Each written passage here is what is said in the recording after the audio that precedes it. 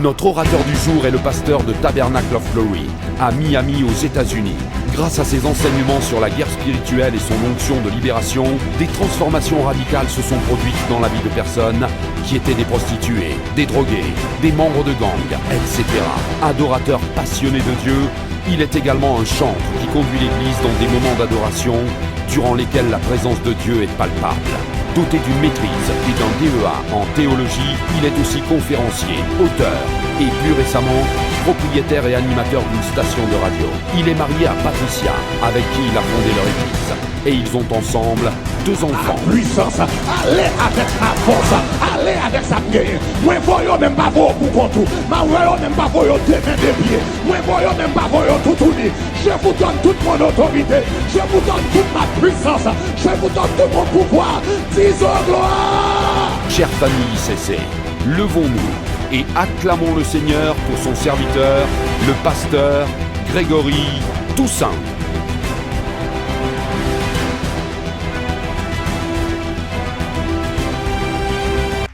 J'ai la vie de Dieu en moi. J'ai la vie de Dieu en moi.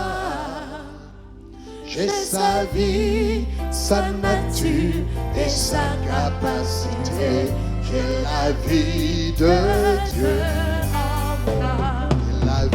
J'ai la vie de Dieu. J'ai la vie de Dieu en moi. J'ai sa vie, sa nature et sa capacité. J'ai la vie de Dieu. Une fois plus fort, j'ai la vie. J'ai la vie de Dieu en moi. J'ai la vie. J'ai la vie de Dieu en moi. Ah, j'ai sa vie. Sa nature et sa capacité. J'ai la vie de Dieu en moi. J'ai la vie de Dieu en moi. J'ai la vie de Dieu en moi. J'ai sa vie, sa nature et sa capacité. J'ai la vie de Dieu en moi. J'ai la force de Dieu en moi. J'ai la force de Dieu en moi. Ah, j'ai sa vie, sa nature Et sa capacité. J'ai la force de Dieu en moi. J'ai la force de Dieu en moi. J'ai la force de Dieu en moi. J'ai sa vie, sa nature Et sa capacité.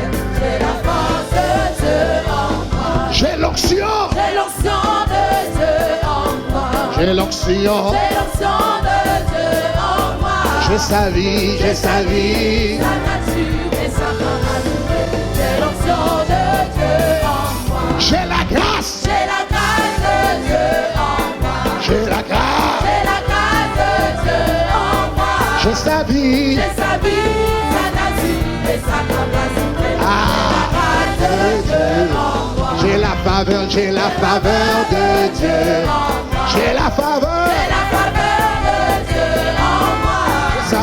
J'ai sa vie, sa nature et sa capacité. J'ai la faveur de Dieu en moi. J'ai la faveur J'ai la faveur de Dieu en moi.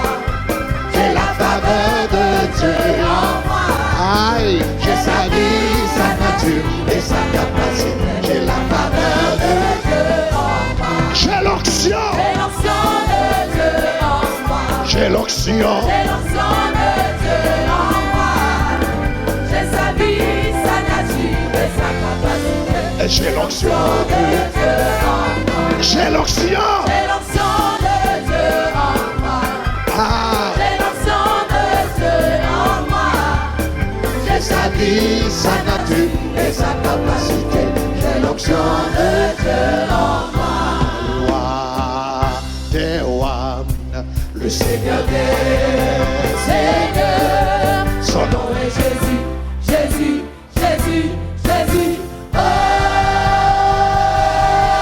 il est le roi, il est le roi, des rois, le Seigneur, Seigneur, son nom est Jésus, Jésus, Jésus, Jésus. Oh, il est le roi, il est le roi,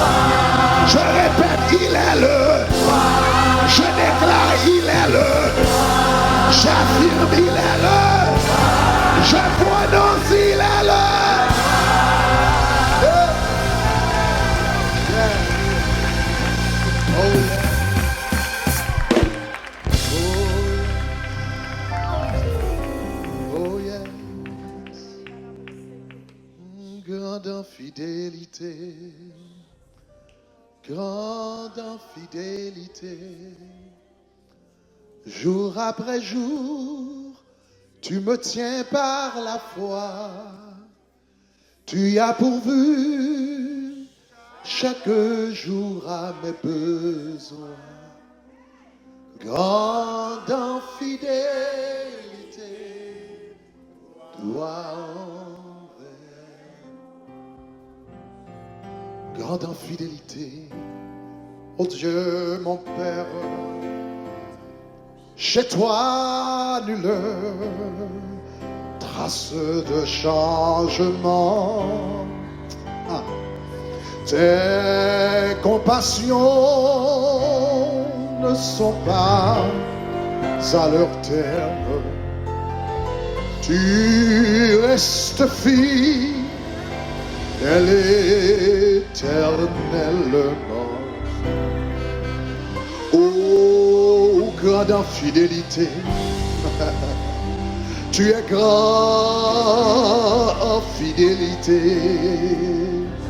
Jour après jour, tu me tiens par la foi. Tu as pourvu chaque jour à mes besoins. Grande en fidélité, toi vers moi. Ta fidélité est grande, ta fidélité est incomparable. Nul n'est comme toi, ô Seigneur. Grande est ta fidélité, grande est ta fidélité, Ta fidélité est grande. ta fidélité Ta fidélité est incomparable. est incomparable. Nul n'est comme toi, Et comme toi, ô Seigneur. Seigneur, Grande est ta fidélité, grande est ta fidélité. oh ta fidélité Ta fidélité est grande, est grande. ta fidélité Ta fidélité elle est incomparable. incomparable. Nul n'est comme toi, Et comme toi, ô Seigneur, grande est ta fidélité, grande est ta fidélité. oh ta fidélité Ta fidélité est grande, est grande. oh ta Ta fidélité est incomparable. nul n'est comme toi, Et comme toi, ô Seigneur, grande est ta fidélité, grande est ta fidélité. ta fidélité. Ta fidélité est grande. Ta fidélité est incomparable. Nul n'est comme toi, ô Seigneur. Grande est ta fidélité. Tu es le Dieu très haut. Oui, tu es le Dieu très haut, très haut. Oui, tu es le Dieu très haut, très haut. Oui, tu es. Oui, tu es.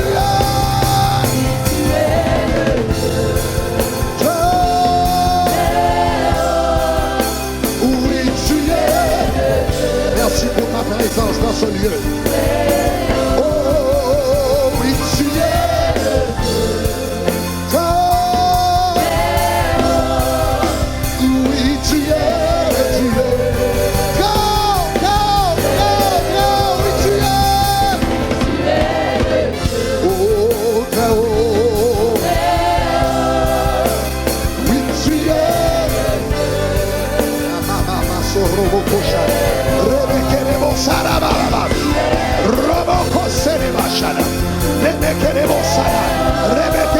Sarabaya. Roboko Shelele. Namama Boko Rebetele Bosa.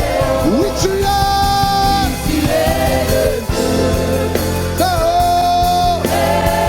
Tu es élevé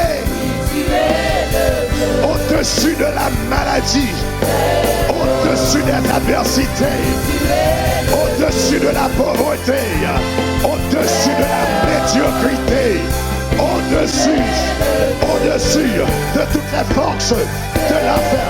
Oui, tu es. Oui, tu es le Dieu. Oui, tu es. Oui, tu es le Tu es Elohim, El Shaddai, Elohim, Dieu puissant. Oh, oui, tu es. Oui, tu es le Tu es le Dieu qui ne change pas, qui reste le même, Oui, tu es d'éternité en éternité. Oui, tu es. Oui, tu es. El Shaddai, Elohim, El Elion, Jéhovah Nissi, Jéhovah Shammah, Jéhovah Raya. Oui, tu es. Jéhovah Rapha. Aïe, aïe, aïe.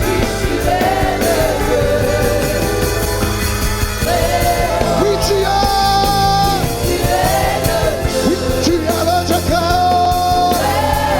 Oh, oui, tu es très haut. Oui, tu es.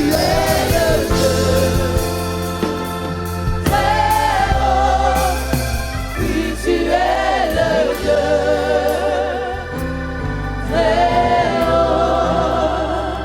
Oui, tu es le Dieu.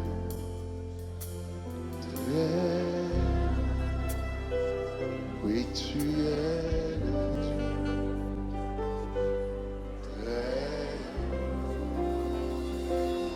tu es le Dieu. Oui, tu es le Dieu.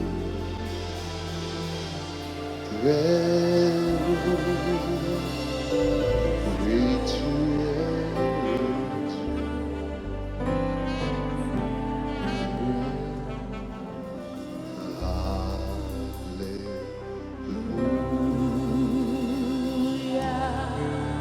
The keys are hallelujah.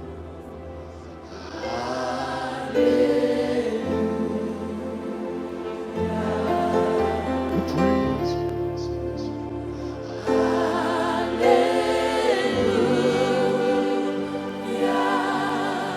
Magnify you, O Lord.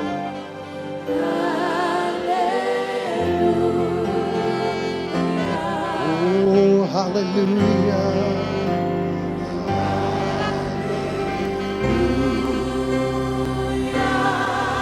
Oh, hallelujah.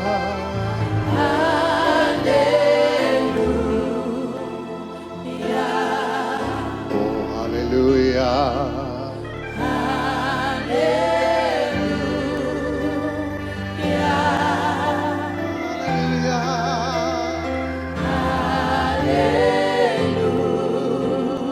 Hallelujah. Nous t'exaltons, Seigneur, nous t'exaltons. Nous t'exaltons en ce lieu aujourd'hui. Nous t'exaltons pour ta grâce qui ne change pas envers nos seigneurs. Nous t'exaltons pour la vie éternelle que tu nous as donnée en Jésus-Christ. Pour la justification par la foi, nous t'exaltons. Pour le sacrifice du calvaire, nous t'exaltons.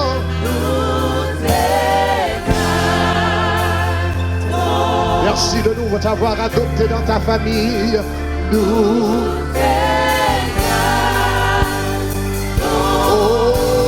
t'exaltons. Disons, nous te bénissons. Nous te bénissons. Nous te bénissons.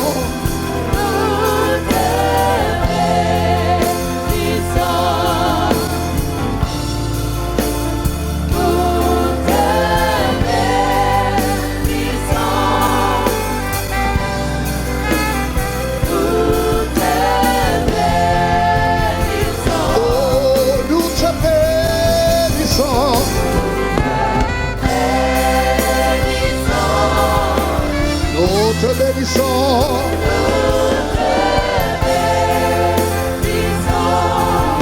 Nous te bénissons.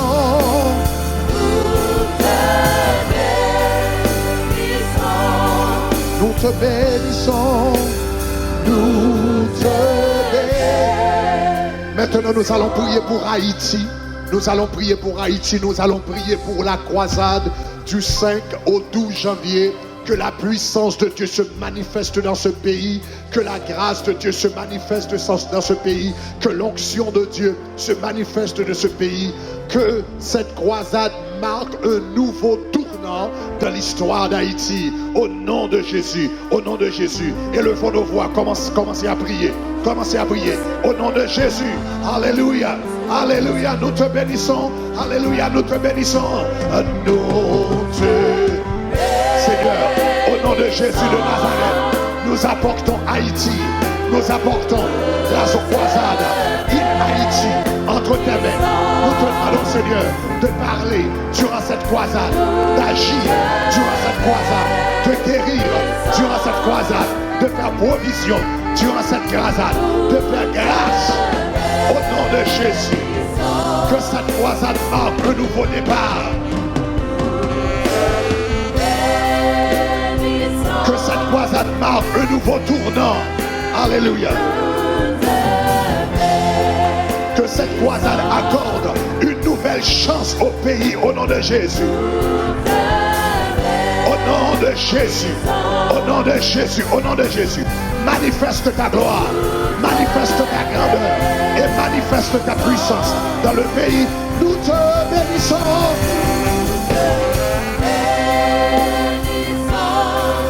Nous te bénissons.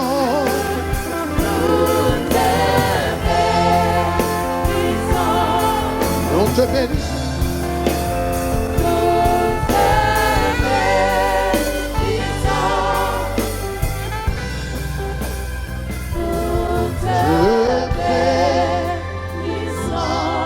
Vous pouvez vous asseoir.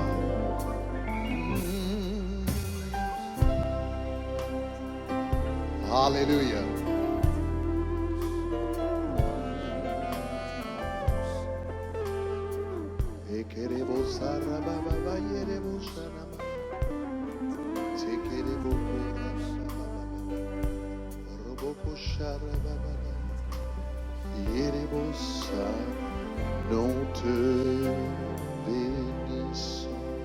Acclamons le Seigneur.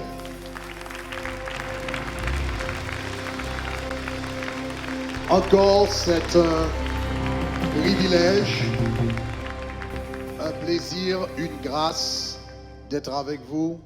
Encore, je remercie donc Pasteur Mateta, Pasteur Chantal d'avoir donné l'invitation.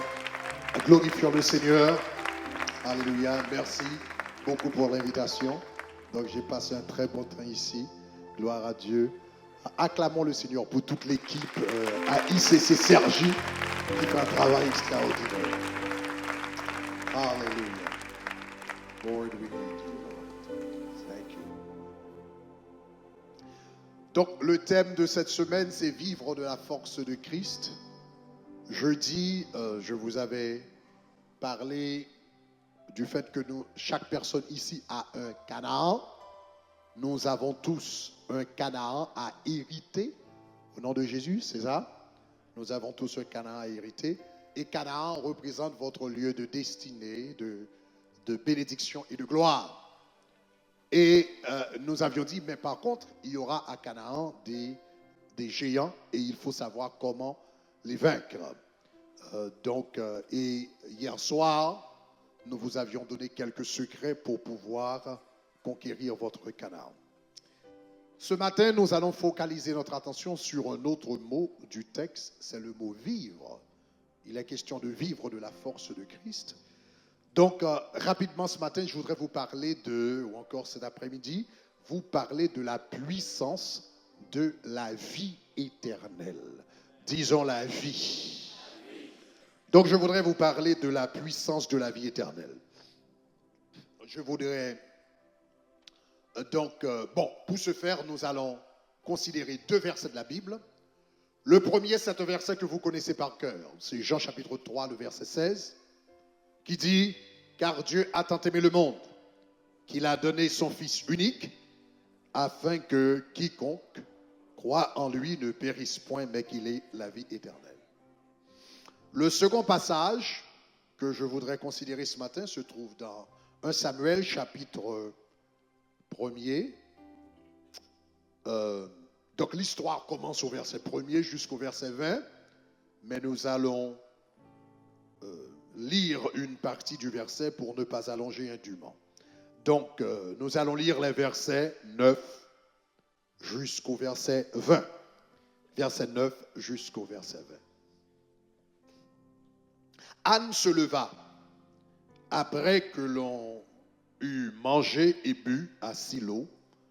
Le sacrificateur Élie était assis sur un siège près de l'un des poteaux du temple. Et l'amertume dans l'âme, elle priait à l'Éternel et versa des pleurs. Elle fit un vœu en disant, Éternel des armées, si tu daignes regarder l'affliction de ta servante, si tu te souviens de moi et n'oublie point ta servante, si tu donnes à ta servante un enfant mâle, je le consacrerai à l'Éternel tous les jours de sa vie, et le rasoir ne passera point sur sa tête. Comme elle restait longtemps en prière devant l'Éternel, Élie observa sa bouche. Anne parlait dans son cœur, mais ne faisait que remuer ses lèvres. Mais on n'entendait point sa voix. Élie pensa qu'elle était ivre. Il lui dit, « Jusqu'à quand seras-tu dans l'ivresse? Fais passer ton vin. » Anne répondit, « Non, mon Seigneur, je suis une femme qui souffre en son cœur. Je n'ai bu ni vin ni boisson enivrante, mais je répandais mon âme devant l'Éternel.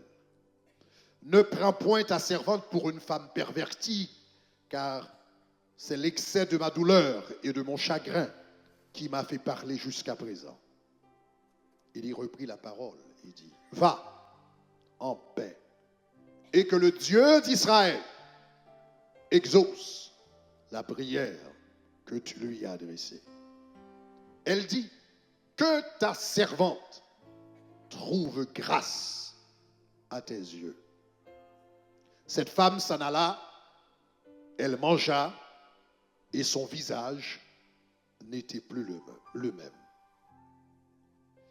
Ils se levèrent de bon matin, et après s'être prosternés devant l'Éternel, ils s'en retournèrent, revinrent dans leur maison à Rama. Elkana connut Anne, sa femme, et elle devint enceinte. Et l'Éternel se souvint d'elle. Dans le cours de l'année, Anne devint enceinte, elle porta un fils qu'elle nomma Samuel. Car, dit-elle, je l'ai demandé de l'Éternel. Que le Seigneur bénisse sa parole. Amen. La puissance de la vie éternelle. La puissance de la vie éternelle.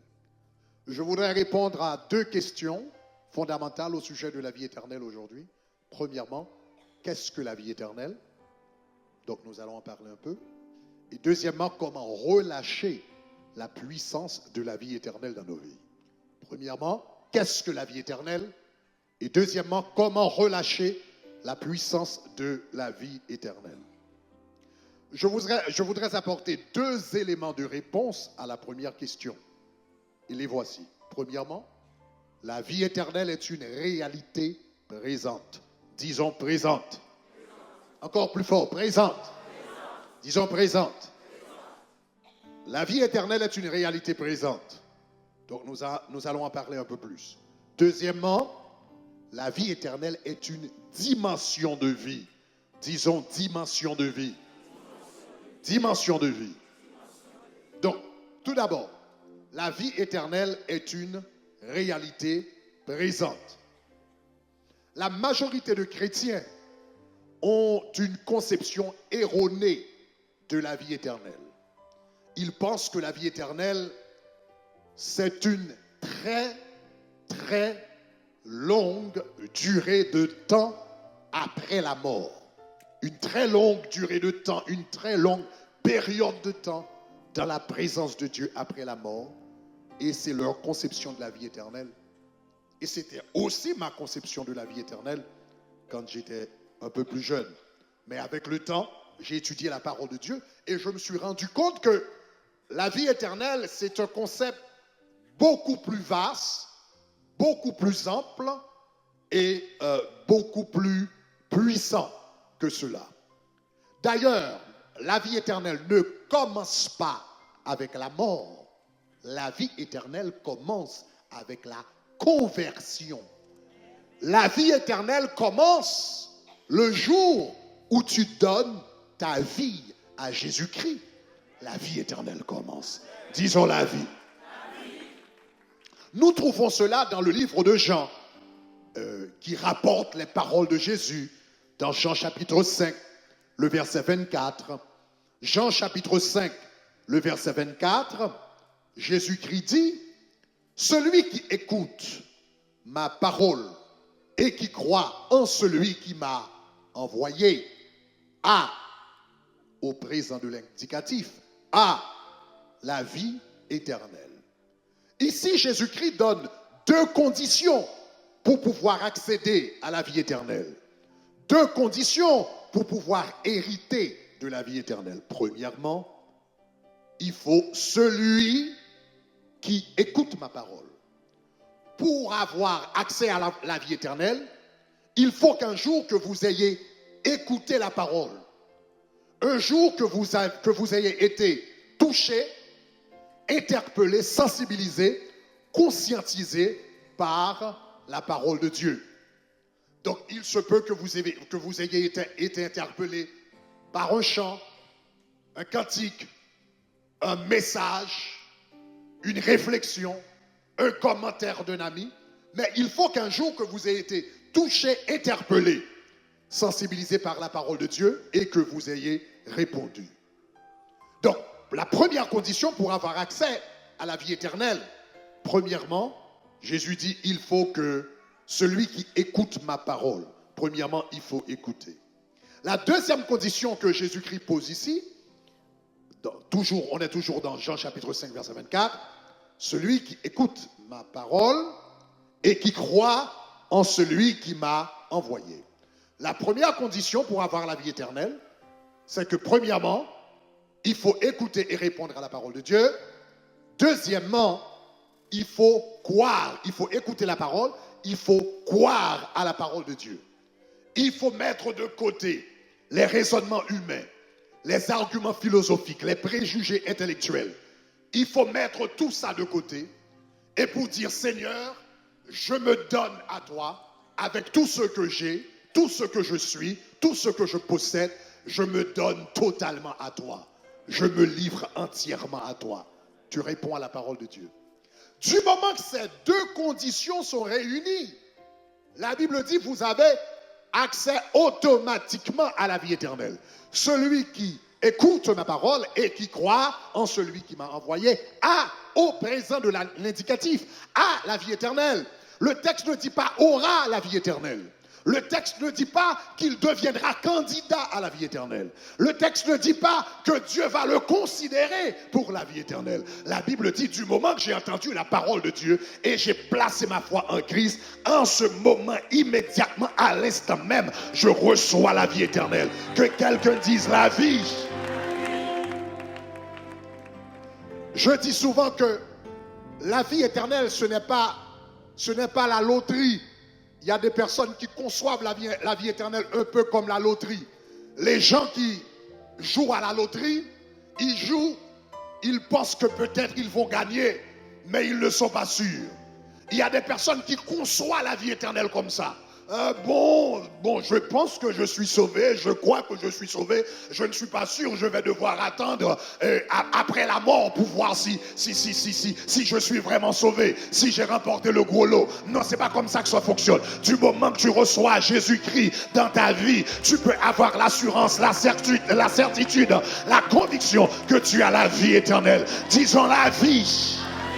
Disons la vie. Encore plus fort, la vie. Tu as la vie éternelle en toi. J'ai dit tu as la vie éternelle en toi. J'ai dit tu as la vie éternelle en toi. J'ai dit tu as la vie éternelle en toi. Du moment que tu reçois Jésus, tu reçois cette vie. Puisqu'il est lui-même le prince de la vie.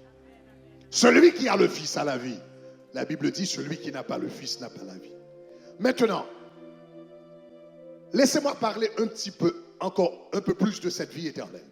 Pour pouvoir comprendre la nature de la vie éternelle, il faut vous rendre compte que le croyant porte en lui 3 dimensions de vie. Tout d'abord, l'apôtre Paul nous dit dans 1 Thessaloniciens 5, 24, « Je prie que le Seigneur vous sanctifie, l'être tout entier. » Et il décrit l'être humain. Il dit l'être tout entier et il dit l'esprit, l'âme et le corps. Il y a 3 aspects qui constituent l'être humain, c'est l'esprit, l'âme et le corps. Donc l'homme est un être tripartite donc, qui est constitué de ces 3 éléments. Maintenant, chacune de ces parties chacune d'entre elles porte sa propre vie. Le corps a sa vie, l'âme a sa vie et l'esprit a sa vie. Donc voilà pourquoi dans le Nouveau Testament, il y a 3 différents mots grecs qui traduisent le mot vie. 3 différents mots grecs qui traduisent le mot vie. Premièrement, il y a le mot bios. Deuxièmement, il y a le mot psyché. Et troisièmement, il y a le mot zoé. Donc il y a la vie bios, il y a la vie psyché et il y a la vie zoé. La vie bios, c'est quoi? La vie bios, Jésus-Christ fait allusion à la vie bios dans Luc chapitre 8, le verset 14.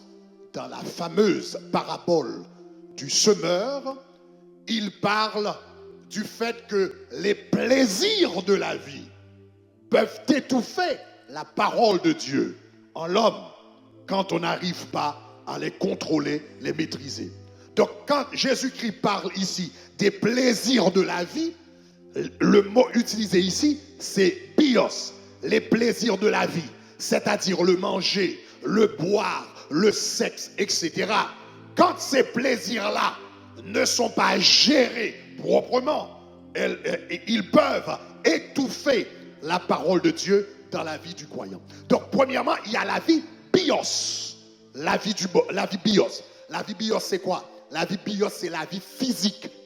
La vie bios, c'est la vie du corps, la vie des organes, la vie des membres, la vie des cellules. Donc, ça c'est la vie bios, la vie des organes. Ça, c'est la vie bios.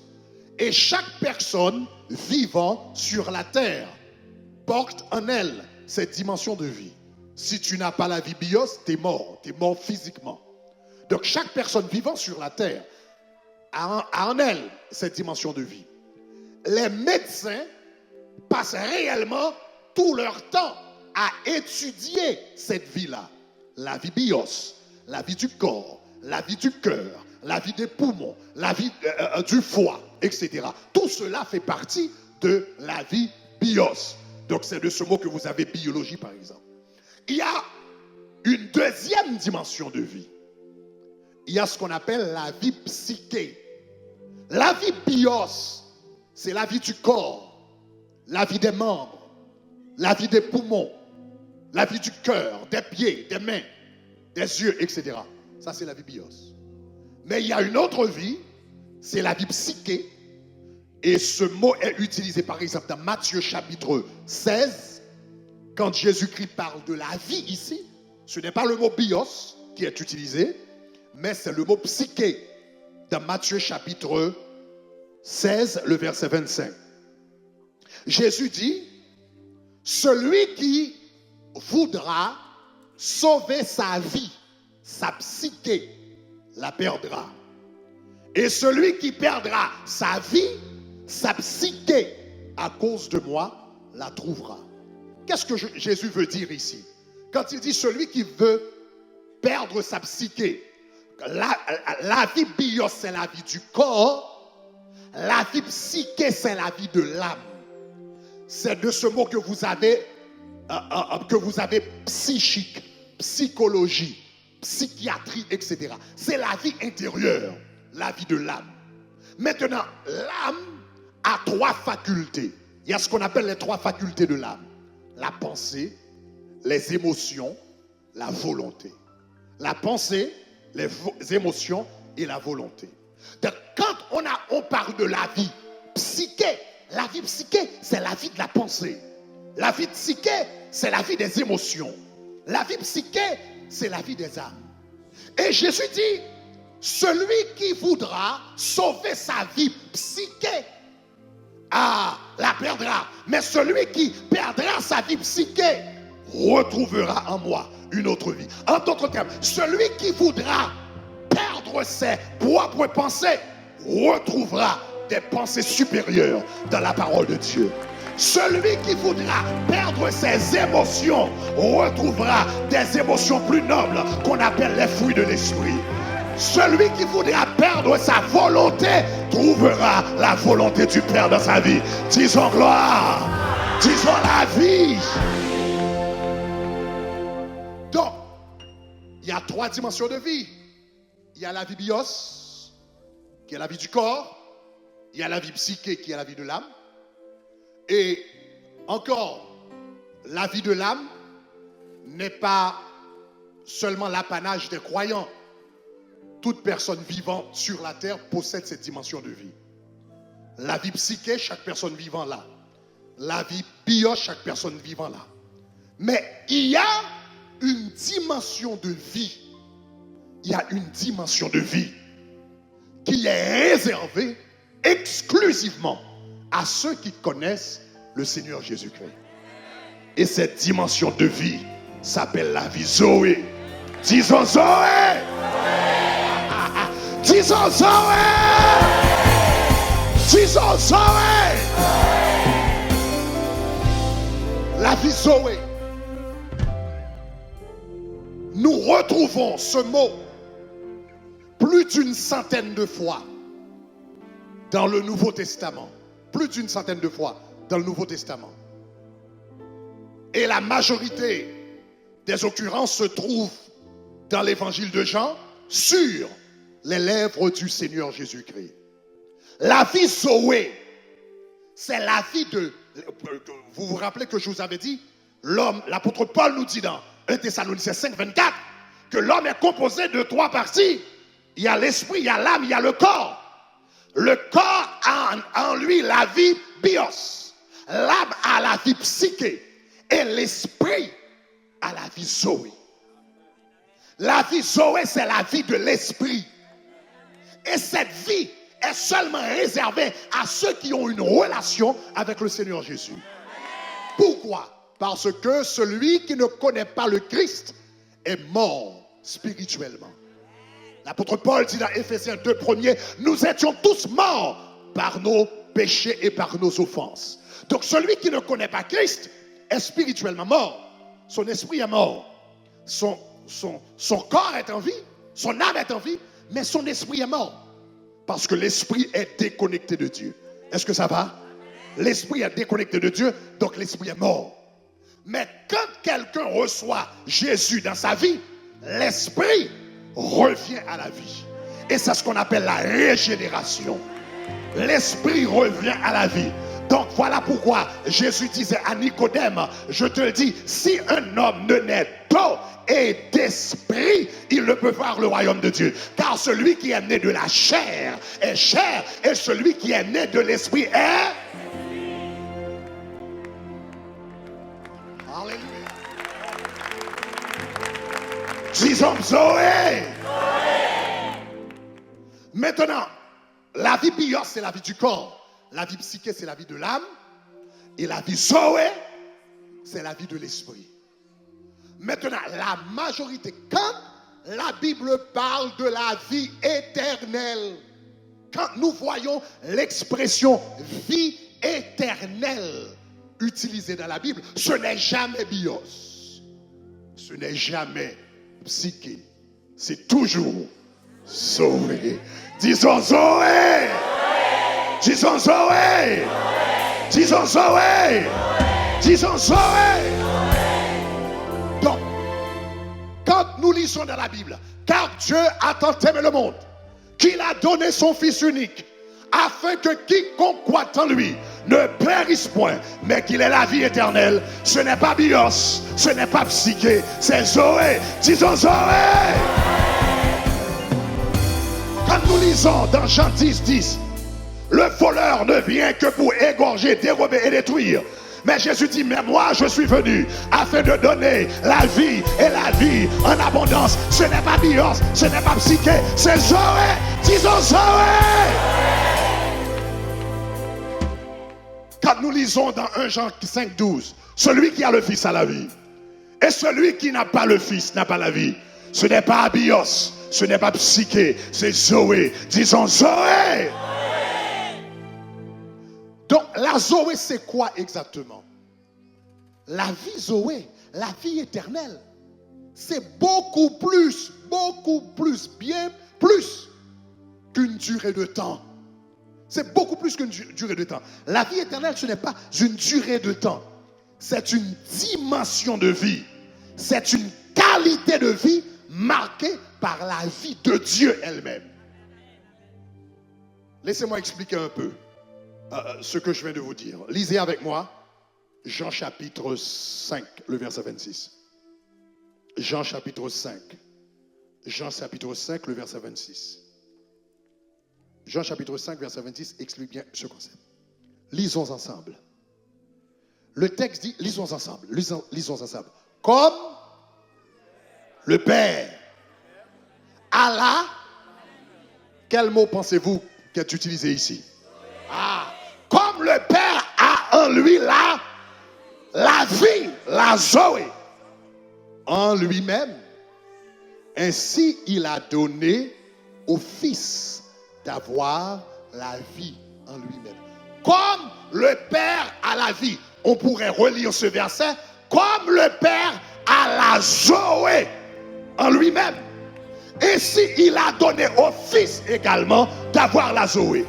En d'autres termes, la Zoé c'est quoi? La Zoé c'est pas une durée de temps. La Zoé c'est la vie de Dieu, c'est la force de Dieu, c'est l'énergie de Dieu, c'est le dynamisme de Dieu, c'est le principe qui maintient Dieu en vie. C'est pas une durée de temps. La Zoé c'est la vitalité même de Dieu, c'est l'énergie même de Dieu. C'est la force même de Dieu. C'est le dynamisme. Comme le Père a en lui la Zoé. Et il a donné au Fils d'avoir la Zoé. Donc en réalité, la vie éternelle, c'est la force de Dieu, la vitalité de Dieu, le dynamisme de Dieu, l'énergie de Dieu. Et la Bible dit, il donne cette énergie. Il a donné cette énergie à son Fils. Comme le Père a en lui la Zoé, il a donné au Fils d'avoir la Zoé. Maintenant, quiconque vient au Fils, quiconque croit au Fils, la vie éternelle sort de Dieu, passe par le Fils, aïe aïe aïe, et arrive au croyant. Disons Zoé.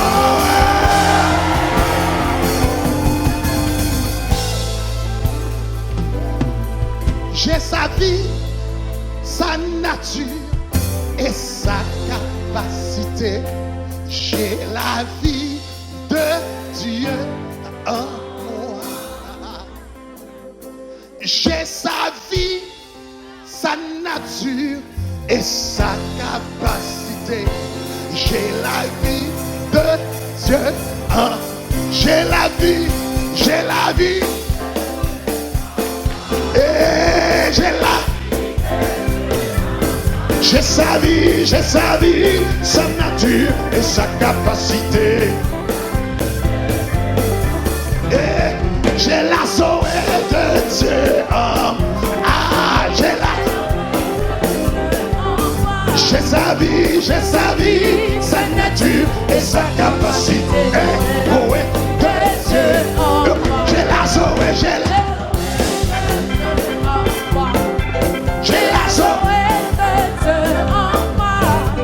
J'ai sa vie, sa nature et sa capacité. J'ai la Zoé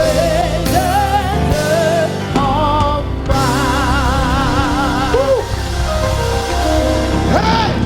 Disons Zoé! Vous pouvez vous asseoir. La Zoé, c'est la vie même de Dieu. C'est la vitalité de Dieu. C'est la force de Dieu. C'est l'énergie de Dieu. Voilà pourquoi l'apôtre Pierre, quelque part, va dire que nous participons, nous sommes devenus participants de la nature même de Dieu parce qu'il partage sa vie avec nous. Est-ce que ça va, chers amis? C'est beaucoup plus qu'une durée de temps. Maintenant, pourquoi la vie éternelle est-elle appelée éternelle? Parce que généralement, quand on pense à l'éternité, on pense à l'éternité en contraste avec le temps. Quand on dit éternité, on voit le contraire du temps. Conséquemment, on a tendance à conceptualiser la vie éternelle comme quelque chose de temporel, dans un contexte temporel. Donc la vie éternelle, etc. Mais non. La vie éternelle n'est pas appelée la vie éternelle parce qu'elle commence dans l'éternité, mais la vie éternelle est appelée vie éternelle parce qu'elle dure pour l'éternité. Vous avez entendu? La vie éternelle n'est pas appelée la vie éternelle parce qu'elle commence. Non. Elle ne commence pas dans l'éternité. Elle commence au moment où tu acceptes Jésus comme ton sauveur personnel. La raison pour laquelle elle est appelée vie éternelle, c'est parce que tu as cette vie quand tu acceptes Jésus comme ton sauveur personnel. Et cette vie va durer pour l'éternité. Conséquemment, elle est appelée vie éternelle. Et cette vie doit forcément être éternelle. Elle doit être éternelle. Pourquoi? Parce que cette vie vient de l'éternel.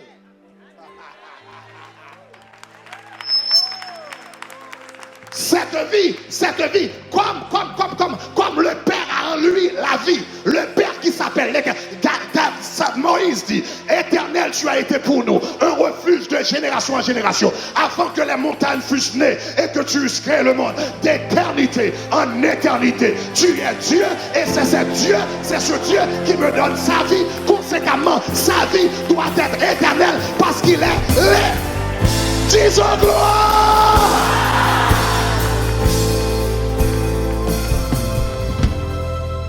La vie éternelle est appelée éternelle parce qu'elle découle d'un Dieu éternel. Elle vient d'un Dieu éternel. Elle prend sa source d'un Dieu éternel. Mais la vie éternelle, c'est beaucoup plus qu'une durée de temps. La vie éternelle, c'est la vie même de Dieu. La force même de Dieu. Le dynamisme même de Dieu. Alléluia. Les vertus même de Dieu. Ça commence avec Dieu. Passe par Jésus-Christ, rentre dans ton esprit, traverse le corps, traverse l'âme et se manifeste dans le corps. Disons gloire. Je vais reprendre ce que j'ai dit. Il y a trois éléments dans le corps humain. Il y a le corps, il y a l'esprit, il y a l'âme, il y a le corps. Quand tu acceptes Jésus, la Bible dit, celui qui s'attache au Seigneur est un même esprit avec lui. Quand tu acceptes Jésus, ton esprit et l'esprit du Christ deviennent un. Donc voilà ce qui se passe. La vie éternelle commence dans le Père. Et puis maintenant, rentre dans le Fils, le Père a donné au Fils d'avoir la vie. Ça commence, ça prend sa source, son origine dans le Père, ça commence dans le Père, ça rentre dans le Fils. Quand tu acceptes le Fils vient maintenant avec la vie éternelle. La vie éternelle rentre dans ton esprit. Mais la vie éternelle ne reste pas dans ton esprit. Elle envahit l'âme. Elle envahit tes pensées. Elle envahit tes émotions. Elle envahit ta volonté. Mais la vie éternelle ne s'arrête pas seulement au niveau de l'esprit, au niveau de l'âme, la pensée, les émotions, la volonté. La vie éternelle rentre également dans le corps. La vie éternelle rentre dans les cellules. La vie éternelle rentre dans les organes. La vie éternelle rentre dans vos reins. La vie éternelle rentre dans vos poumons. La vie éternelle rentre dans vos cerveaux. La vie éternelle rentre dans vos yeux. Hey!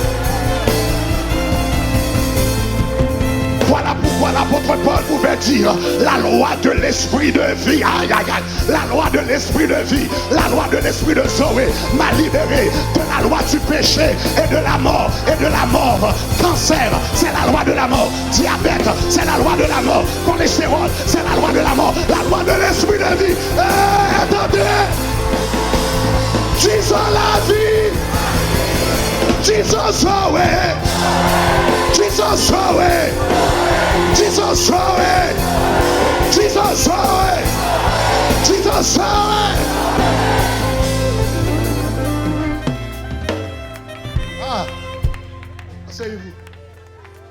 Cette vie que vous avez à l'intérieur de vous, cette vie que vous avez à l'intérieur de vous, ne doit pas seulement rester au niveau de l'esprit. Cette vie doit envahir l'âme et transformer. Elle doit envahir l'âme et transformer ta façon de penser. Conséquemment, Paul va dire, soyons-nous renouvelés soyons transformés par le renouvellement de l'intelligence. Cette vie rentre dans nos émotions. Et puis les émotions négatives partent. La colère parte. L'envie parte. La rancune parte. Le rejet parte. L'insécurité part. La dépression part. La tristesse part. La joie de Dieu rentre. L'amour de Dieu rentre. La puissance de Dieu rentre. La paix de Dieu rentre. La patience de Dieu rentre. Jesus,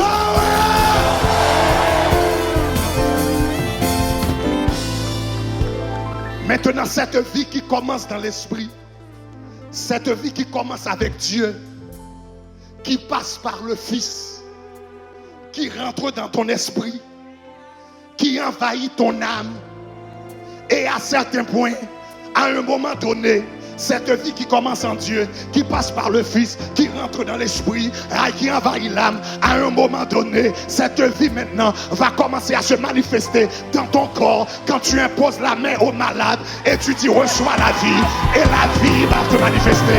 Quand tu imposes la main au démon, tu vas dire sorti, et la vie va se manifester. La vie, disons la vie.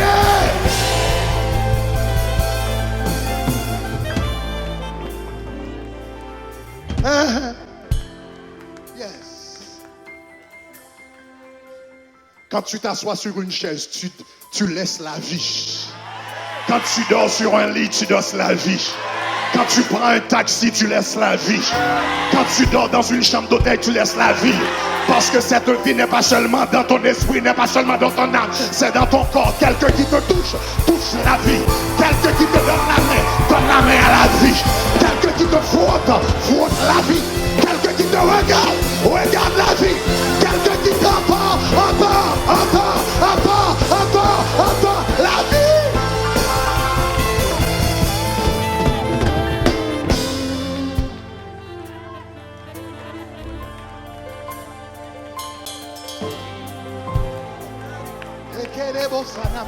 Je dis la vie, je répète la vie, j'affirme la vie, je déclare la vie, aïe aïe aïe, je prononce, je dis la vie, aïe aïe aïe aïe aïe, je décrète la vie, aïe aïe, je déclare la vie, aïe aïe, j'affirme la vie, ah là, je relâche la vie.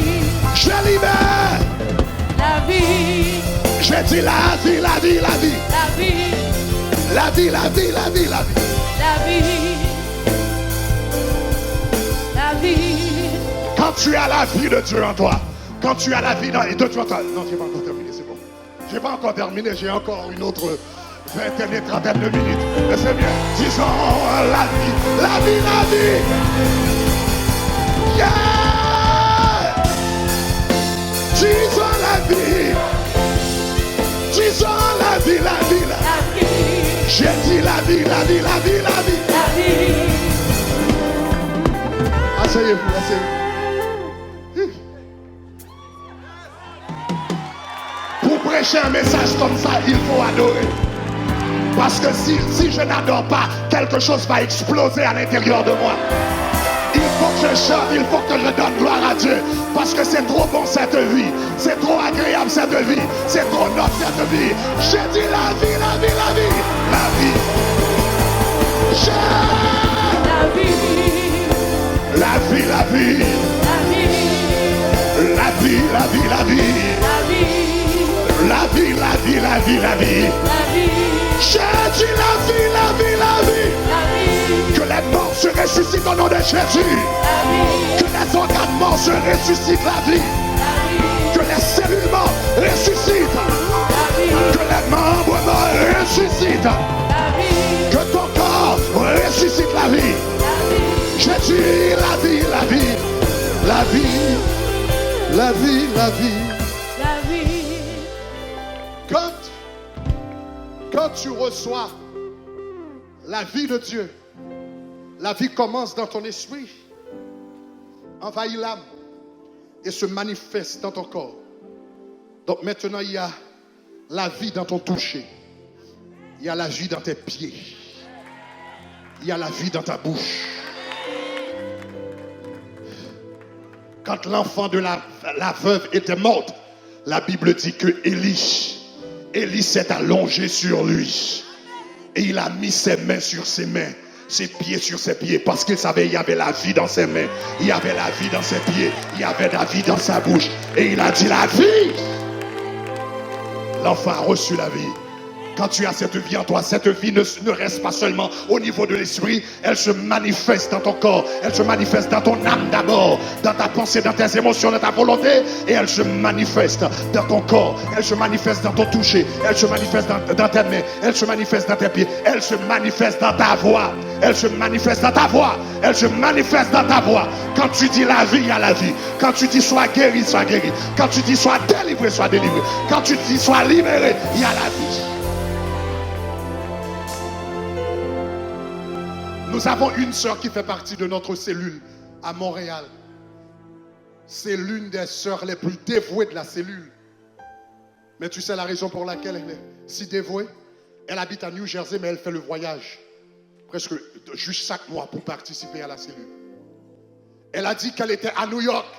Elle était morte. Elle a été prononcée morte à l'hôpital. Mort, les docteurs ont constaté qu'elle était morte. Et puis on a mis une radio Shekinah. Et pendant qu'elle était morte, elle a dit qu'on a commencé à jouer les prières de la radio Shekinah. Elle a dit là où elle était, dans le fond, dans l'abîme où elle était, elle pouvait entendre les prières. Et soudainement, la mort a fait place à la vie. Et la vie, et la... J'ai dit la vie, j'ai dit la vie.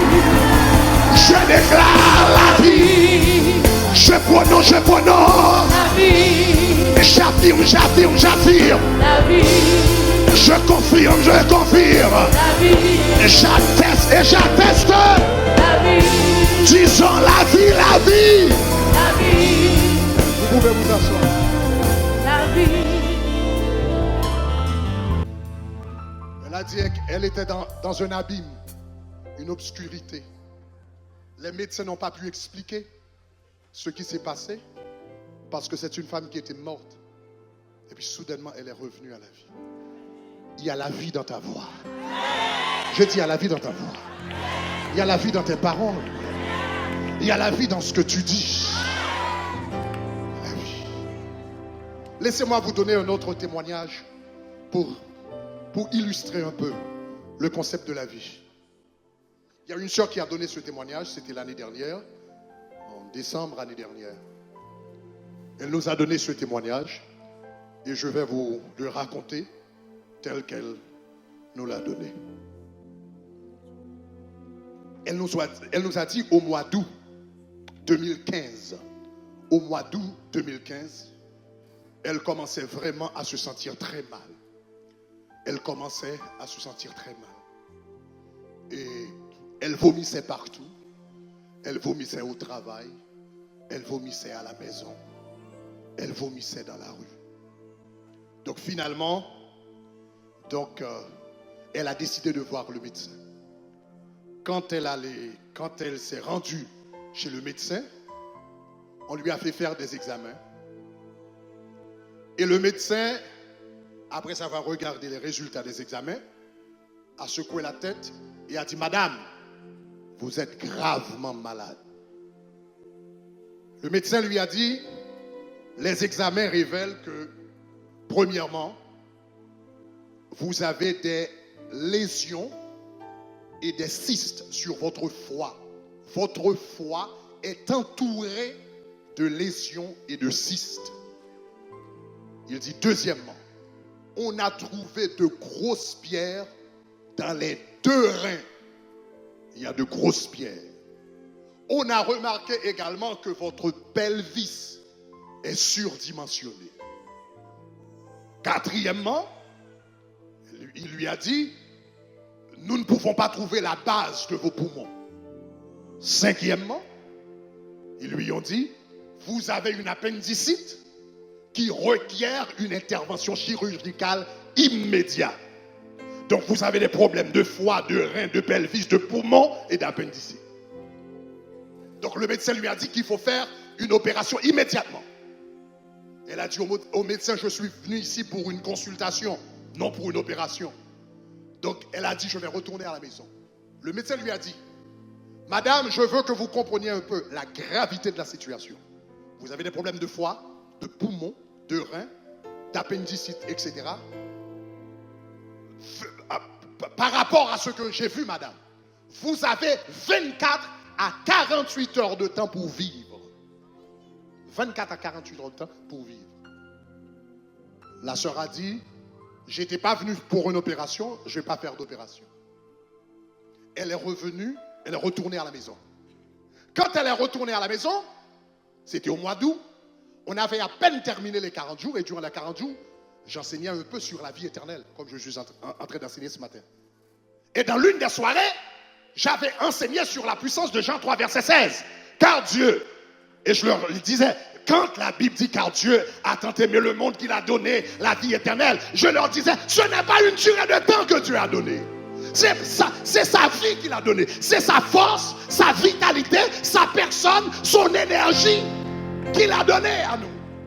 Ce n'est pas juste une question d'une durée de temps. Quand elle est retournée à la maison, elle s'est souvenue de ses paroles. Donc soudainement, elle a décidé de prendre comme seul médicament, seul comprimé, Jean 3, verset 16. Elle a dit, mon médicament c'est Jean 3, verset 16. Elle se lève le matin, Jean 3, verset 16. À midi, Jean 3, verset 16. Le soir, Jean 3, verset 16. Elle nous a dit qu'elle a fait de ce verset une chanson. Une chanson. Elle a dit qu'elle a commencé à parler à son corps. Elle a commencé à dire, lésions et cystes, attention à mon foie. Parce que la Bible dit, car Dieu a tant aimé le monde que quiconque croit en lui ne périsse point. Mon foie, tu ne vas pas périr. Mes poumons, vous n'allez pas périr. Mes reins, vous n'allez pas périr. Alléluia. Mon pelvis, vous n'allez pas périr. Appendicite, non. Mon corps, vous n'allez pas périr. Vous avez la vie. Disons la vie. Elle a dit, aucun organe de mon corps ne va périr. Aucun membre de mon corps ne va périr. Aucune cellule de mon corps ne va périr. Elle nous a dit qu'elle a fait de ce verset sa chanson. Car Dieu a tant aimé le monde. Et elle nous a dit qu'elle a fait ça tout au long du mois d'août. Au mois de septembre, maintenant, elle commençait à se sentir un peu mieux. Elle a continué avec la parole. Car Dieu a tant aimé le monde qu'il a donné son Fils unique afin que quiconque croit en lui ne périsse point, mais qu'il ait la vie, qu'il ait la Zoé éternelle. Elle a continué durant le mois de septembre. En octobre, elle se sentait encore mieux. Elle a continué. Et à la fin du mois d'octobre, elle se sentait tout à fait bien maintenant. Elle ne vomissait plus. Elle ne se réveillait plus au milieu de la nuit. Elle n'avait plus de difficulté à dormir. À la fin du mois de novembre, elle est allée revoir le médecin. Elle s'est présentée chez le médecin. Elle a dit au médecin, monsieur, vous vous rappelez que vous m'aviez donné 24 à 48 heures de temps pour vivre. 2 mois plus tard, 2 mois plus tard, 2 mois plus tard, je suis encore en vie. Je suis encore en vie. Je suis encore en vie. Il a dit au médecin, maintenant, j'aimerais que vous m'expliquiez par quel mystère, par quel principe, par quel mécanisme est-ce que je suis encore en vie? Parce que tu m'avais donné 24 heures. Le médecin a dit, eh bien, je vais vous faire subir des examens. On va vous passer des examens. On a fait tous les examens. Et quand les résultats sont venus, le médecin était confus. Le médecin ne savait pas quoi dire. Le médecin dit, il y a un problème parce que ton foie est normal. Tes reins sont normaux, tes poumons sont normaux, ton pelvis c'est normal, l'appendicite est disparue. Disons la vie, disons la vie, disons la vie, la vie, la vie.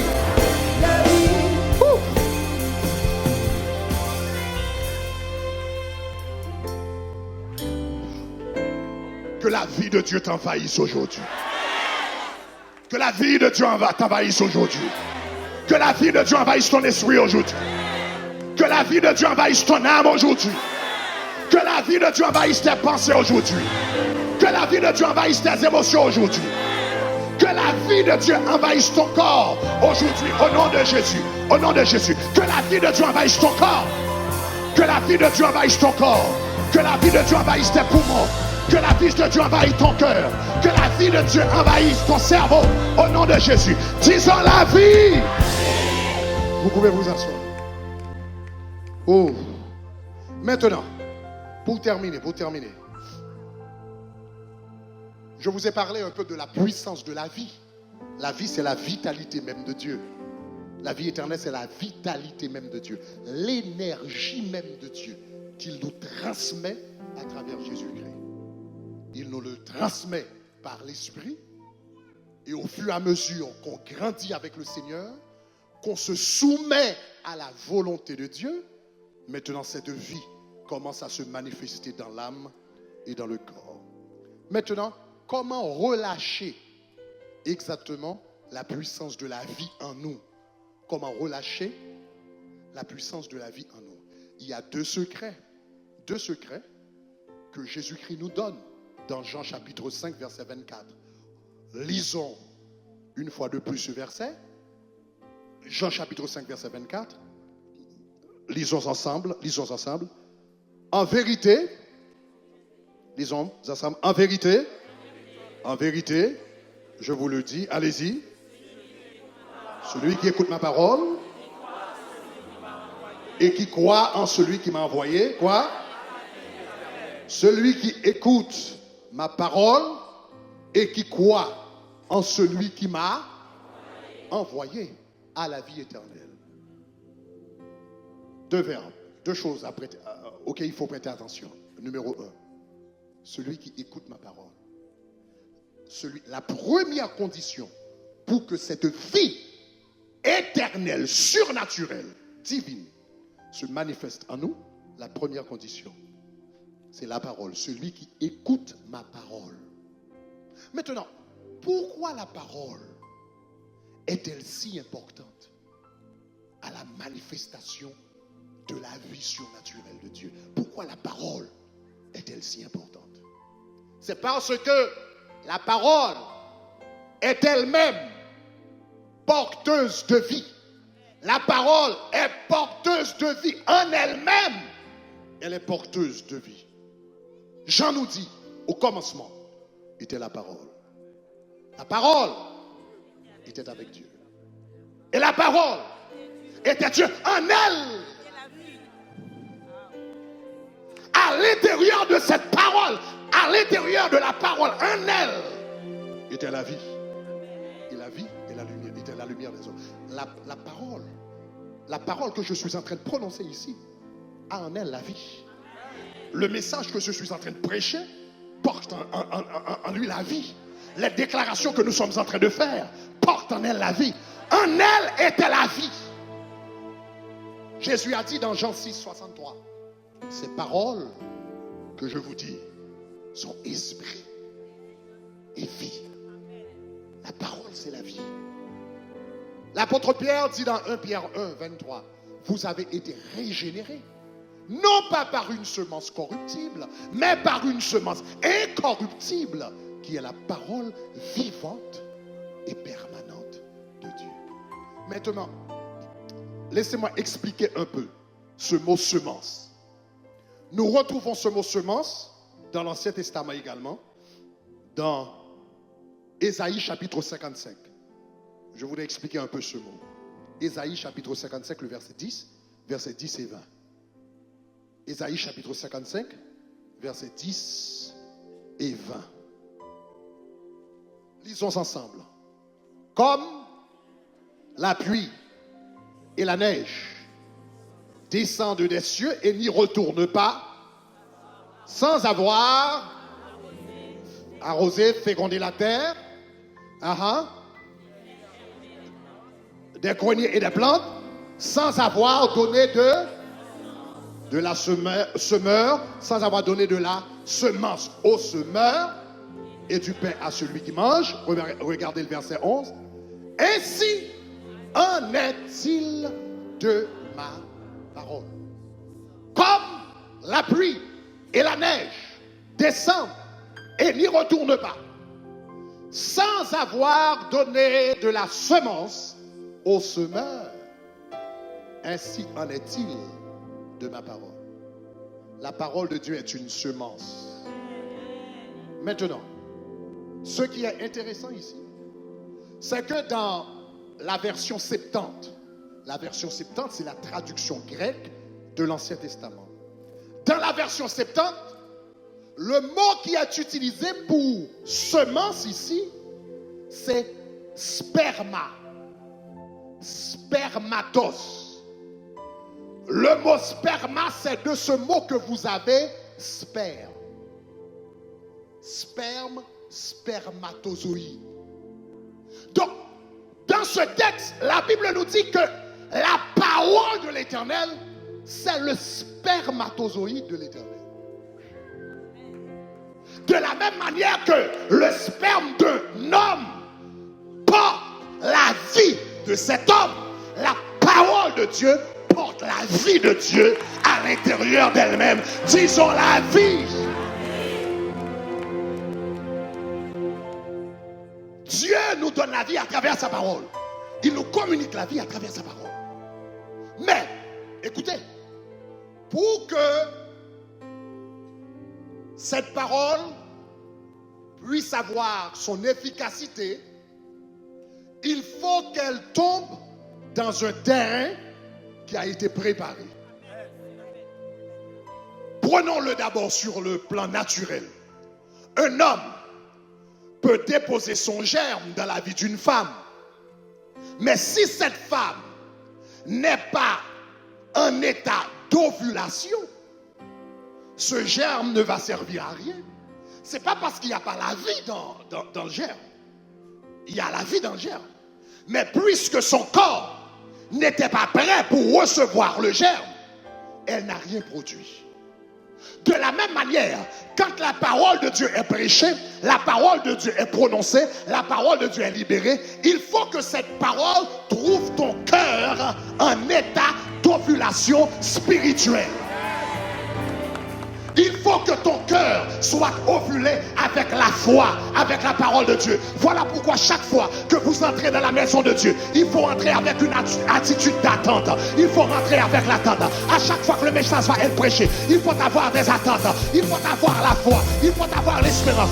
Le Seigneur va me parler ce matin. Le Seigneur va agir ce matin. Le Seigneur va me libérer ce matin. Le Seigneur va me toucher ce matin. Et puis ton être spirituel est en ovulation pour recevoir. Disons gloire.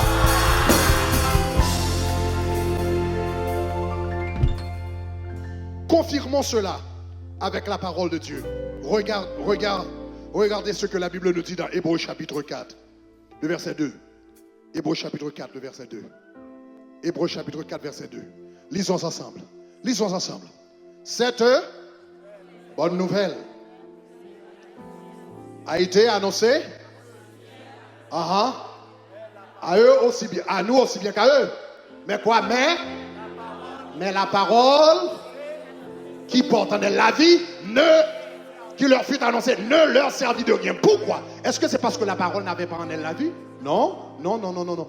Pourquoi? Parce qu'elle ne trouvait point de foi chez ceux qui l'entendirent. Donc voilà pourquoi Jésus a dit, pour pouvoir manifester la vie éternelle, il a dit il y a deux conditions. Celui qui écoute ma parole, la parole porte en elle la vie de Dieu, le spermatos de Dieu, celui qui écoute ma parole et maintenant qui croit. Cette parole rencontre un cœur, cette parole rencontre une vie, cette parole rencontre une âme qui est en état d'ovulation. Quand maintenant la parole de Dieu rentre dans ce cœur qui a été ovulé avec la foi, elle produit un miracle qui s'appelle la vie éternelle. Disons la vie. Et cette vie se manifeste dans toutes les dimensions de l'homme. Maintenant,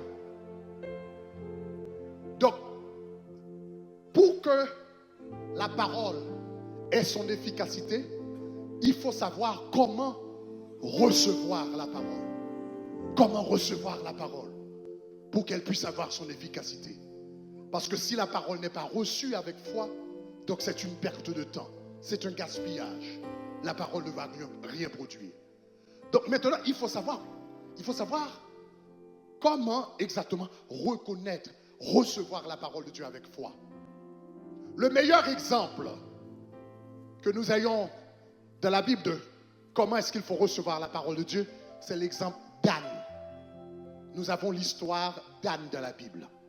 Dans 1 Samuel, chapitre 1er, à travers la vie d'Anne, nous pouvons apprendre comment recevoir la parole de Dieu pour que cette parole puisse avoir son efficacité, pour que la vie qui est à l'intérieur de cette parole puisse se manifester. Anne était une femme stérile. Elle ne pouvait pas enfanter. Elle ne pouvait pas avoir. Chaque année, elle se présentait à Silo et elle faisait les mêmes prières.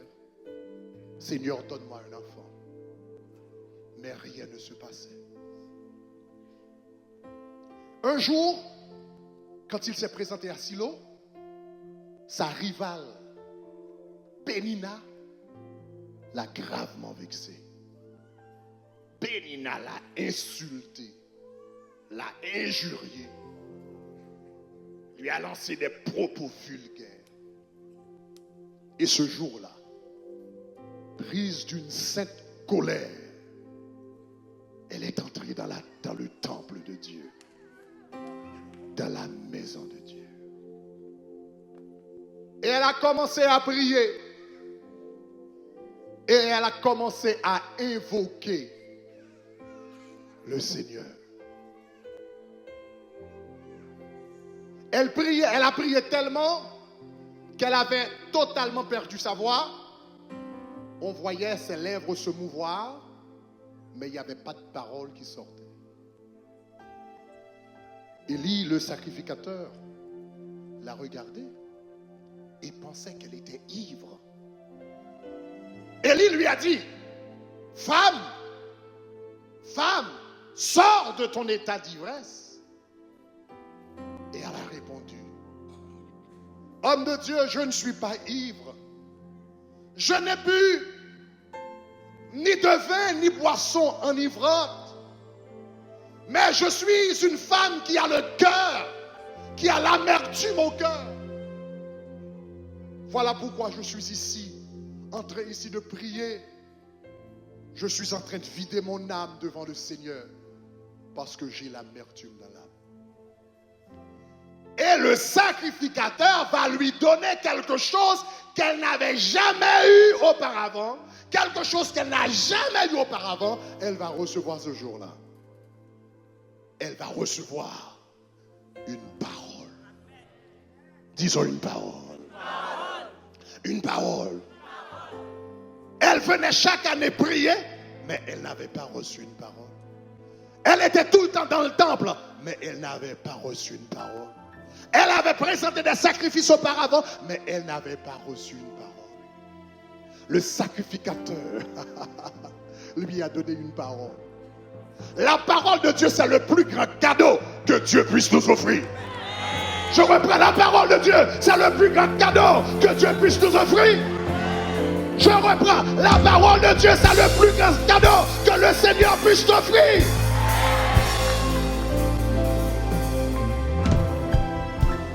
Si tu as tout dans la vie et tu n'as pas la parole, tu n'as rien. Si tu as des maisons, tu n'as pas la parole, tu n'as rien. Ah! Si tu as des voitures, tu n'as pas la parole, tu n'as rien. Si tu as une bonne profession, un bon job, et tu n'as pas la parole, tu n'as rien. Mais si tu as la parole, même si tu n'as pas de voiture, pas de maison, la parole va produire. La parole va produire. La parole va produire. Dans l'intérieur de la parole, il y a la vie, il y a le salut, il y a la prospérité, il y a la guérison. La parole, c'est le plus grand bien. Disons ça. Asseyez-vous. Le sacrificateur lui a donné une parole. Le sacrificateur lui a dit que l'Éternel exauce la prière que tu lui as adressée. Le sacrificateur lui a donné une parole. Mais, rappelez-vous, souvenez-vous que la parole est porteuse de vie. La parole est porteuse de vie. Donc cela veut dire que quand l'homme de Dieu a prononcé cette parole sur sa vie, en réalité ce qu'il avait fait, c'était communiquer la vie à cette femme stérile à travers une simple bénédiction. Que le Seigneur exauce la prière que tu lui as exaucée. Il y avait la vie dans cette parole. En elle était la vie. Anne a fait 4 choses que vous et moi, nous devons faire également si nous aimerions que la vie de Dieu se manifeste en nous. 4 choses qu'elle a fait. La première chose qu'elle a fait, premièrement, elle a reçu la parole. Disons reçu la parole. Premièrement, elle a reçu la parole. Quand l'homme de Dieu a dit que le Seigneur exauce la prière que tu lui as adressée, Anne n'a pas dit ça fait longtemps que je suis stérile. J'ai prié pendant des années. J'ai tout essayé, mais sans succès. Je ne sais pas si cet homme, c'est vraiment un homme de Dieu. Peut-être cet homme est en train de m'encourager. Il essaie de... Non, elle n'a pas dit ça. Du moment que l'homme de Dieu a dit que le Seigneur exauce la prière que tu as adressée, elle a répondu que ta servante trouve grâce à tes yeux. En d'autres termes, qu'il soit fait selon la parole que tu as prononcée. Disons, je reçois. Pour que la parole de Dieu devienne une réalité dans ta vie, il faut recevoir. Anne avait reçu la parole. Que ta servante trouve grâce à tes yeux, qu'il soit fait selon ta parole. Quand tu viens dans la présence de Dieu et une parole de prophétie est lancée, il faut la recevoir. Une parole de guérison est lancée, il faut la recevoir. Une parole de délivrance est lancée, il faut la recevoir. Une parole de percée spirituelle est lancée, il faut la recevoir. Une parole d'onction est lancée, il faut la recevoir. Dis tu le reçois.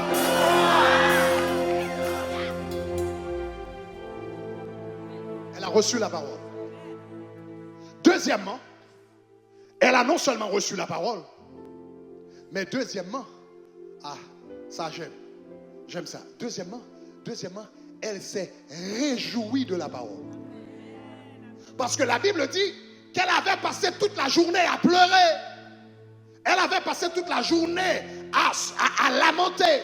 Elle avait passé toute la journée sur le sac, mais la Bible dit du moment que le sacrificateur a dit que le Seigneur exauce la prière que tu lui as exaucée. Elle est entrée dans le temple, elle a pris son sac, elle a dit c'est fini le jeûne, c'est fini la tristesse, c'est fini le deuil. La Bible dit qu'elle est entrée chez elle, elle est allée à la cuisine, elle n'avait pas mangé, elle a cuisiné, elle a commencé à manger, elle a commencé à fêter, elle a mis de la musique, elle a commencé à danser, elle s'est réjouie dans la parole. Quand le Seigneur te donne une parole de prophétie, même s'il n'a pas encore manifesté dans ta vie, réjouis-toi, réjouis-toi, j'ai dit réjouis-toi, réjouis-toi, réjouis-toi, danse devant Dieu, fais la fête devant Dieu, réjouis-toi.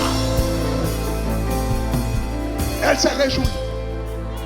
La Bible dit qu'elle est entrée et elle a commencé à se réjouir dans la présence de Dieu. Dans un service comme celui-ci, où la présence de Dieu est palpable, la présence de Dieu est tangible, vous n'avez pas besoin d'attendre la manifestation de ta promesse pour savoir que le Seigneur t'a béni. Vous n'avez pas besoin d'attendre que le miracle se manifeste pour pouvoir danser devant l'Éternel, pour pouvoir louer le Seigneur, pour pouvoir faire la fête, pour pouvoir glorifier le nom de Dieu. Aïe, aïe, aïe, disons gloire.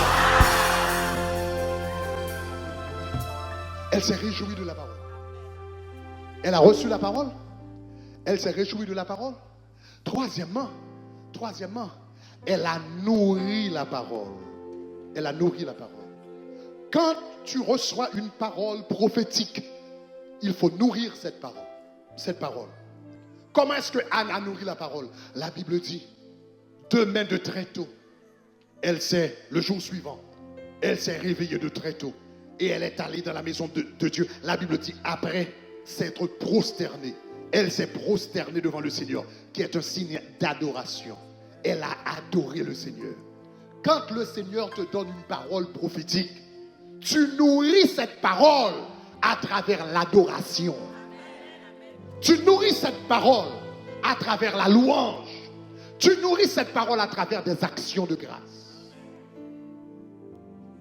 La Bible dit dans Romains chapitre 4 que lorsque le Seigneur avait donné la promesse à Abraham, la Bible dit, Romains chapitre 4, quand vous aurez le temps, vous pouvez le lire. La Bible dit que Abraham se levait chaque jour et il rendait grâce à Dieu pour son fils. Il n'avait pas encore de fils, mais la Bible dit il rendait grâce à Dieu. Il n'avait pas encore de fils. Et imaginez un homme qui a attendu 25 ans.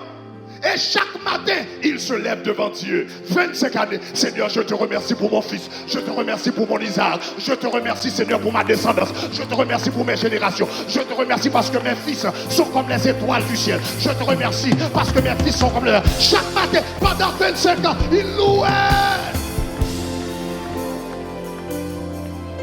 Pendant 25 ans, il a rendu grâce pour un fils qu'il n'avait pas encore vu. Et voilà pourquoi cet homme est classé parmi les héros de la foi. C'est un héros de la foi. Il faut avoir l'audace de la foi. C'est pas 25 jours, c'est pas 25 mois. Mais pendant 25 ans, la Bible dit quotidiennement, il venait dans la présence de Dieu. Seigneur, tu sais ce qu'il était en train de faire. Il était en train de nourrir la promesse. Il était en train de nourrir la promesse. Quand Dieu te donne une promesse, tu nourris dans l'adoration. Quand Dieu te donne une promesse, tu nourris dans la louange. Quand Dieu te donne une promesse, tu nourris avec des actions de grâce. Quand tu loues le Seigneur, tu nourris cette promesse. Adorer le Seigneur, c'est important. Et j'ai dit que l'adoration est également importante parce que l'adoration, c'est le meilleur antidote au doute. L'adoration est le meilleur antidote au doute.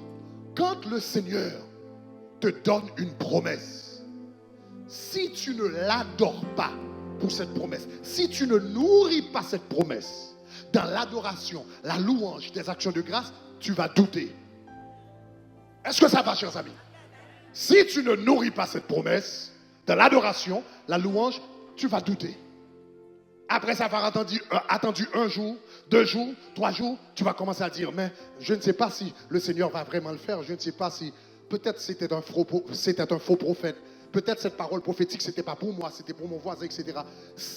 Mais du moment que tu dis, tu te lèves chaque matin, Seigneur, je te remercie pour ta promesse. Je te remercie pour mon fils. Je te remercie pour mon onction. Je te remercie pour mon ministère.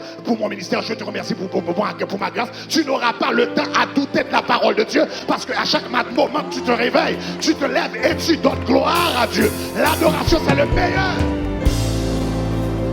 Elle a nourri la parole. Et finalement et dernièrement, elle a agi sur la parole.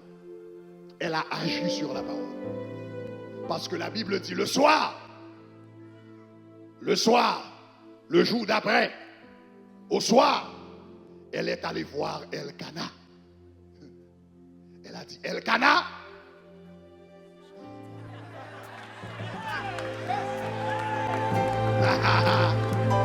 elle a dit, Elkana, le serviteur nous a donné la parole, j'ai reçu la parole, j'ai nourri la parole, je me suis réjoui de la parole, maintenant agissons. Il a dit, Elkana, la foi sans les œuvres est morte, mon frère, agissons.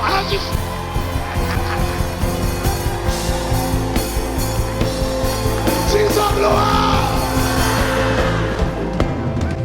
Pour que la promesse se manifeste, il faut agir. Pour que la promesse se manifeste, il faut faire un pas. Pour que la promesse se manifeste, il faut manifester l'audace. Pour que la promesse se manifeste, il faut faire quelque chose. Pour que la promesse se manifeste, il faut vous rendre à l'école. Pour que la promesse se manifeste, il faut remplir l'application. Pour que la promesse se manifeste, il faut faire quelque chose.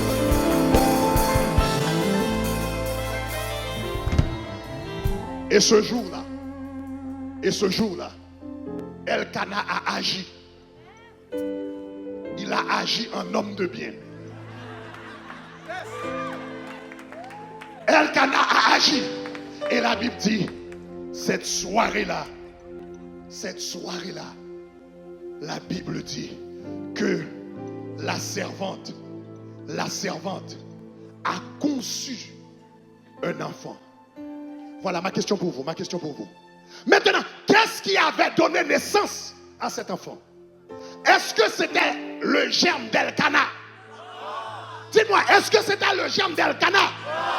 Elkana avait déposé son germe toute sa vie et le germe n'avait rien produit. Ce qui avait produit l'enfant, ce n'était pas le germe d'Elkana, c'était la parole. C'était la parole que le sacrificateur, au nom de Jésus, que la parole produise la vie en toi. Que la parole produise la vie en toi. Que la parole produise des miracles en toi. Que la parole produise des merveilles en toi. Que la parole produise des prodiges en toi. Disons gloire.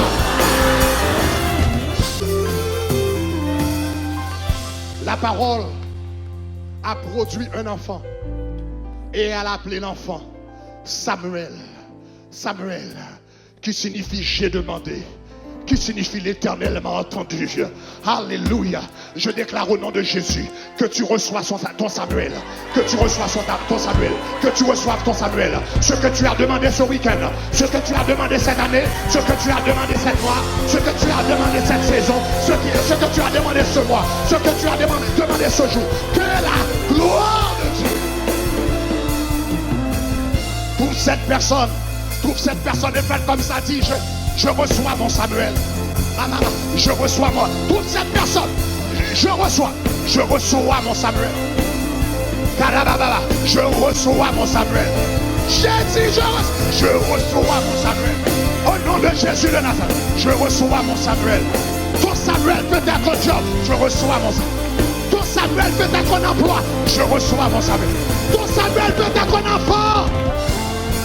Ton Samuel peut être une dimension. Quel plan Samuel peut être une dimension. Je reçois mon Samuel. Ton Samuel peut être un autre de mes intimités. Je reçois mon Samuel. Si je reçois mon Samuel. Je reçois mon Samuel. Au nom de Jésus, je reçois. Je reçois mon Samuel. Avec la prière, je reçois. Je reçois mon Samuel. Dans la présence de Dieu, je reçois. Je reçois mon Samuel. Si je reçois. Je reçois mon Samuel. Ton Samuel peut être un emploi. Je reçois mon Samuel. Ton Samuel peut être un garçon. Je reçois mon Samuel. Ton Samuel Samuel peut être une fille. Ton Samuel peut être une autre dimension. Ton Samuel peut être une entreprise. Ton Samuel peut être un ministère. Ton Samuel peut être une carte de la barre de l'heure. Au nom de Jésus de Nazareth, par la puissance de Dieu, je reçois. Par la puissance du Saint-Esprit, j'ai dit je reçois. Je reçois. Je reçois. Je reçois.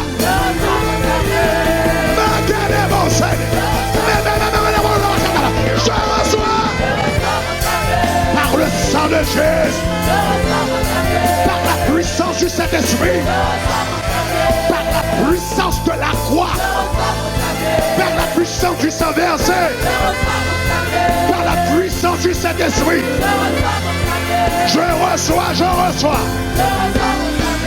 Le Seigneur va baptiser du Saint-Esprit plusieurs personnes dans ce lieu. Je reçois. À travers l'adoration, je reçois. À travers la louange, je reçois. Avec action de grâce, je reçois. Avec confiance en Dieu, je reçois. Avec la foi dans le Seigneur, je reçois. Si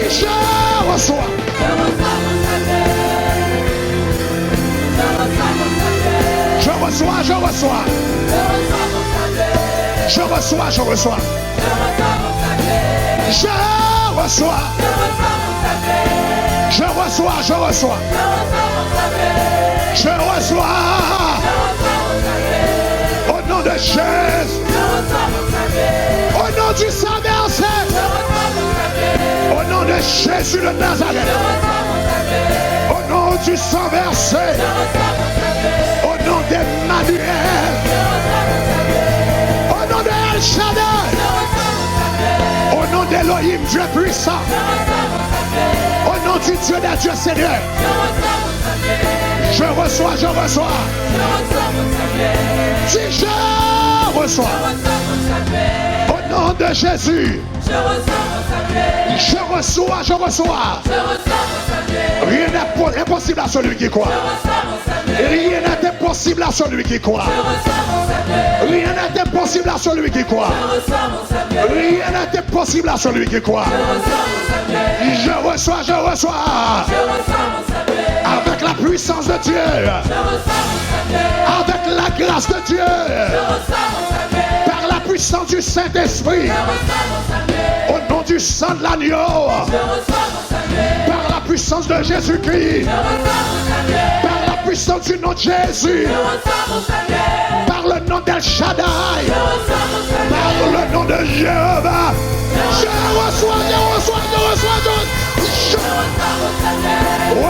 Reçois-le.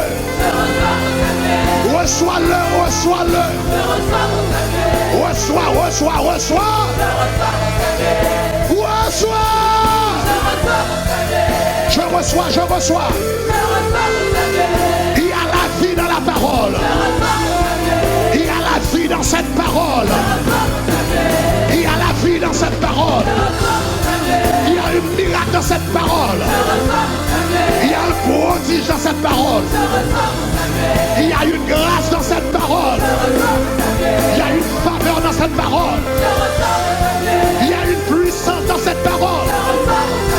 Il y a une délivrance dans cette parole.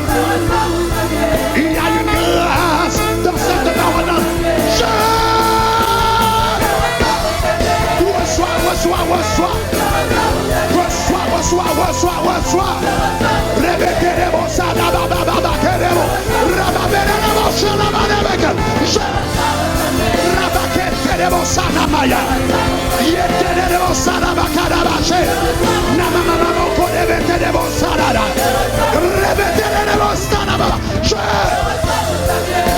Reçois. Je reçois. Liberté au nom de Jésus. Que les entrailles fermées s'ouvrent. Que les matrices fermées s'ouvrent. Je reçois mon Samuel. Je reçois. reçois, je reçois. Je reçois, je reçois. Que les portes fermées s'ouvrent. Que les portes fermées s'ouvrent. Je reçois mon Samuel. Je reçois, je reçois. Je reçois, je reçois. Je reçois, je reçois. Avec la prière, je reçois. Par la parole de Dieu, je reçois. Par la promesse de Dieu, je reçois. Je n'aurai pas honte au nom de Jésus. Quand on tourne vers lui, les regards en arrière, on a de joie. Et le visage ne se couvre pas de honte. Je ne mourrai pas dans la honte. Je ne mourrai pas dans l'ignominie. Je ne mourrai pas dans la déception. Je reçois, je reçois, je reçois, je reçois. Le Seigneur est en train de toucher dans ce lieu. Le Seigneur est en train de délivrer dans ce lieu. Le Seigneur est en train de briser la chaîne dans ce lieu. Le Seigneur est en train de guérir dans ce lieu. Le Seigneur est en train de faire grâce dans ce lieu. Le Seigneur est en train de briser la chaîne. Le Seigneur est en train de purifier, de nettoyer.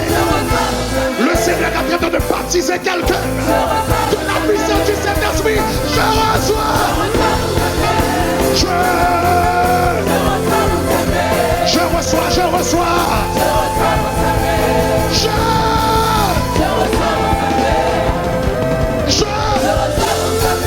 Je reçois, je reçois. Par la grâce de Dieu, je reçois. Par la puissance de Dieu, je reçois.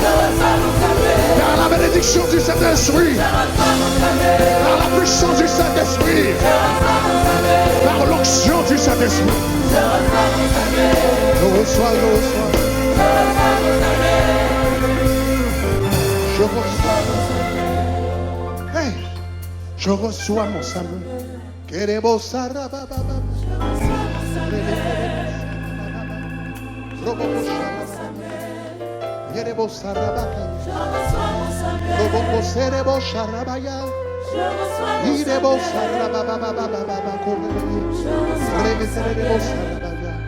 Il y a une onction pour briser la stérilité dans ce lieu. Il y a une onction pour briser la stérilité. J'ai dit qu'il y a une onction pour briser la stérilité dans ce lieu au nom de Jésus. Si vous avez la stérilité dans votre vie, si vous avez la stérilité dans votre famille, si votre mari est stérile ou bien votre femme est stérile, s'il y a une âne dans votre famille, si vous êtes une âne ou dans votre famille il y a une âne, il y a quelqu'un qui est stérile, il y a une femme qui est stérile, il y a un proche qui est stérile, nous allons briser la puissance de la stérilité dans ce lieu à travers la parole de Dieu. Là où vous êtes, vous pouvez venir avancer pour vous ou bien pour quelqu'un d'autre qui est stérile. Vous pouvez vous tenir à la brèche pour quelqu'un d'autre. Mais nous allons briser la puissance de la stérilité. Mais n'approchez pas. Si vous n'avez pas la foi, ce n'est pas la peine d'approcher. Si vous n'avez pas la foi, ce n'est pas la peine d'approcher. Il faut vous approcher avec la foi. Il faut vous approcher avec la foi. Il faut vous approcher avec la foi.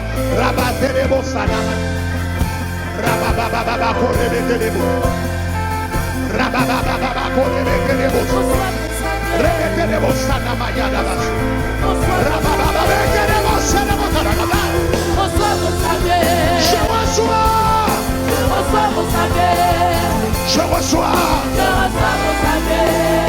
Je reçois. Je reçois. Je reçois, je reçois. Ce que tu as demandé. Ce que tu as demandé au Seigneur. Ce pourquoi tu as prié. Ce pourquoi tu as invoqué le Seigneur. Je reçois. Je reçois.